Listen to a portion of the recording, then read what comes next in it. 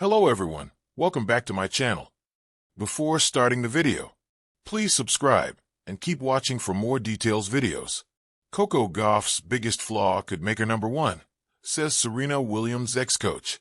Coco Gauff's biggest flaw continues to haunt her. It was there during her US Open round of 16 exit at the hands of Naomi Osaka. It was there when she was leading records for double faults and choppy serves. Sure, she's working with the serve doctor, Gavin McMillan, to improve things now, but Serena Williams' ex-coach now believes that very flaw has the potential to become her biggest weapon. In a tweet posted to his ex-account, Rick Matchy said, "Because Coco fights and can fly, she never says goodbye.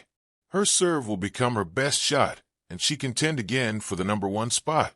If she is reprogrammed with the more compact, explosive ADP forehand, the Delray dart will be number one in the land."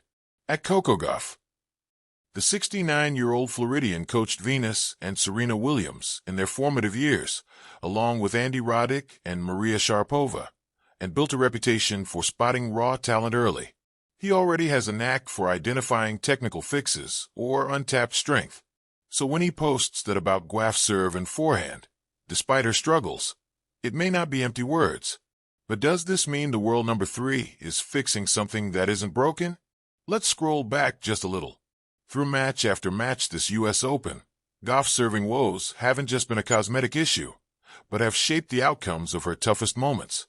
Against Ajla Tomljanovic in the first round, she piled up 10 double faults and was broken 6 times, even serving for the match at 5-4 in the third set before errors caught up to her. In her second-round bout with Donna Vekic, the pressure showed again. 7 double faults, 4 of 6 service games lost in just the first set. She even broke down on court, visibly overwhelmed. Then came her match versus Naomi Osaka, where, although her serve wasn't the only problem, it weakened her hold on critical games. She was broken 4 times and had 5 double faults. These lapses have meant Gauff frequently gives up free points at key junctures, saps her confidence, and forces her to win far more grueling rallies just to stay in matches she might otherwise dominate. She's continued to face tough scrutiny over serving woes from fans and analysts alike. Tennis legend Rennie Stubbs may have praised the many great things Gauff has been doing, but also remarked, "I don't understand why now she has literally 2 coaches, and nothing has changed on her serve, like the ball toss is so far ahead of her on the second serve." Even before that, when she hired McMillan alongside Jean Christophe, the duo credited with helping Aryna Sabalenka repair her serve, Matchy had openly praised her decision, saying, "This can be solved real quick and make her serve click." Seems like he had a change of mind, but Gauff still knows there's work to be done. "I'm not going to waste my time playing the way I don't want to play," she'd said. And yet, despite the US Open upset against Osaka, a former tennis star thinks she has plenty of time to do that. Coco Gauff has lots of time to figure out her serve.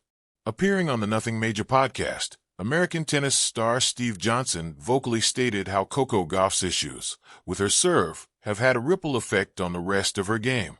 He explained that when a player struggles to serve consistently, as Gauff has, it places added pressure on other areas like the forehand, backhand, and movement, eventually leading to a breakdown on court. Even so, Johnson stressed that not all hope is lost. She's going to figure it out. She won a slam this year. She's still 3 in the world. Lots of time left for her, said the 35-year-old, backing the 2x Grand Slam winner to take her time and improve on it as much as she can. As for her drive for improvement, it was something that Gauff was asked about ahead of the US Open, whether it was innate or something that came with experience and success. The world number 3 was clear. "No, I've always been like that. For me, I just want to get better.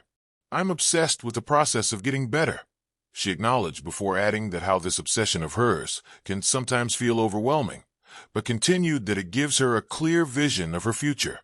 Gauff concluded that improving this particular aspect of her game will ultimately bring everything together for her. Well, that's the hope, isn't it? Share your views in the comments. Coco Gauff's biggest flaw could make her number one, says Serena Williams' ex-coach. The tennis world thrives on narratives. Every champion has one. Serena Williams' dominance was built on power and self-belief. Roger Federer's artistry reshaped the court into a ballet stage. Rafael Nadal's relentlessness turned clay into his eternal kingdom. Now, in the post-Serena era of women's tennis, all eyes are locked on a 21-year-old American who carries both the weight of expectation and the sparkle of undeniable talent, Coco Gauff. Yet, in a sport where flaws are magnified and exposed under the ruthless floodlights of Grand Slams, Gauff's so-called weakness has now been redefined by none other than Serena Williams' ex-coach as a hidden weapon that could propel her to the top of the world rankings. But what exactly is this flaw? And how could it turn into the very ingredient that transforms Gauff into the world number one? A talent born in pressure. Coco Gauff's journey into the tennis spotlight has always been marked by contrasts. At just 15, she stunned Venus Williams at Wimbledon, not with overpowering dominance, but with an uncanny calmness that belied her age. Tennis experts praised her speed, her defense, and her ability to track down balls that looked impossible to return. But there was also criticism. Her forehand was labeled mechanical. Her serve motion, though powerful, was said to falter under pressure. Her shot selection, at times cautious, made her appear more reactive than proactive. In the echo chamber of tennis punditry, one theme kept surfacing. Gauff's flaw is her hesitation, the tendency to play safe rather than to impose herself on matches. For years, that narrative stuck. It was whispered after tough losses, typed into headlines after Grand Slam exits. But when Serena Williams' former coach, Mouratoglou, the man who guided Serena through her second wave of dominance, recently spoke, he flipped the script. Coco's biggest flaw, he said, is also her biggest gift. She doesn't rush the game. She absorbs. She defends. And because of that, she learns faster than others. This flaw, if she owns it, can make her number one. The Flaw explained. At its core, the flaw isn't technical, it's psychological. Many rising stars come armed with aggression, trying to blast opponents off the court. Gauff, in contrast, often retreats. Her instinct is to survive, not overwhelm. She runs. She defends. She prolongs rallies.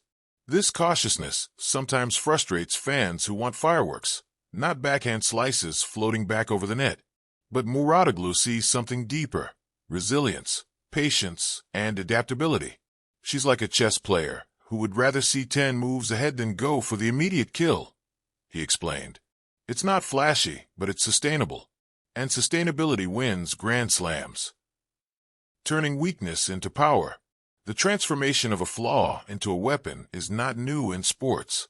Michael Jordan's selfishness became leadership. Serena Williams' anger became fuel. Novak Djokovic's unorthodox style became dominance. For Gauff, her hesitancy may be the trait that keeps her grounded. Instead of flaming out like other teenage prodigies, she evolves with every season. By not rushing to define herself as an attacker, she has built a base of defense and court coverage that few can match. Her flaw forces her to think, adapt, and innovate mid-match. And in the tactical chess game of women's tennis, that makes her dangerous. A coach's perspective. Mouratoglou, who knows the weight of sculpting champions, stressed the importance of patience. When I worked with Serena, her flaw was that she sometimes relied too much on power. We had to slow her down, make her play smarter. With Coco, it's the opposite. She already plays smart. What she needs is to trust her weapons more. But because she's cautious, she'll develop that belief step by step. And when she does, the results will last. It's a fascinating paradox. Her biggest weakness, the reluctance to unleash, might give her the longest career arc of her generation. The critics versus the reality. Critics often point to matches where Gauff's defense turned into passivity. Against Iga Swiatek, she has suffered lopsided defeats. Her reluctance to attack allowing Swiatek to dictate every rally. Commentators groan, fans sigh. And the verdict seems damning. She'll never beat the best if she doesn't step forward. But then, in the same breath, these critics marvel at her comeback wins.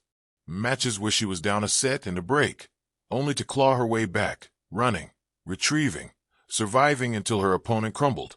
That is where the flaw flips. What looks like passivity is also endurance. What seems like hesitation is also discipline. The mental game. Sports psychologists argue that Gauff's cautiousness is actually a reflection of her mental wiring. Unlike players who thrive on adrenaline-fueled winners, Gauff thrives on control. Control reduces chaos, said Dr. Amelia Rhodes, a sports psychology consultant. For Coco, not overcommitting is a way to stay in command. That's not a flaw, it's her comfort zone. And from comfort comes confidence. The trick will be to balance it. Add aggression without losing her essence. If she finds that balance, the ex-coach insists, she won't just win, she'll dominate. A glimpse of what's coming. We've already seen flashes of this future. At the 2023 U.S. Open, where Gauff captured her first Grand Slam title, she combined her defensive base with bursts of fearless aggression. In the final against Aryna Sabalenka, she absorbed the Belarusian's power, then struck when the moment was right. It wasn't Serena's domination, but it was ruthlessly effective. That one wasn't just a trophy. It was proof that her so-called flaw could be the foundation of greatness. The Serena comparison. It is impossible to discuss Coco Gauff without mentioning Serena Williams. The parallels are obvious, both African-American prodigies, both carrying the hopes of a nation desperate for the next tennis icon. But their games couldn't be more different. Serena was fire, booming serves, thunderous ground strokes, intimidation. Coco is water, fluid, patient, absorbing, reshaping. Serena forced opponents into submission. Mouratoglou reflected. Coco forces them into mistakes. Different paths, same destination. And in some ways, her contrast to Serena might be her greatest advantage. She is not living in her idol's shadow. She is forging her own identity. The road to number one. Becoming world number one is never just about talent. It requires consistency, adaptability, and hunger. Gauff's style, while criticized, is actually tailor-made for the grind of the WTA Tour. On hard courts, her defense and counterpunching shine. On clay, her patience and footwork give her time to construct points. On grass, her quick reactions and low errors frustrate attackers. Her flaw, then, is also her universal strength. She doesn't rely on one weapon but on balance. A legacy in the making.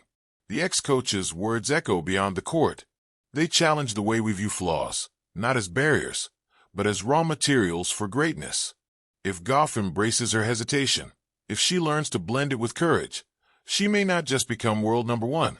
She may redefine what greatness looks like in women's tennis.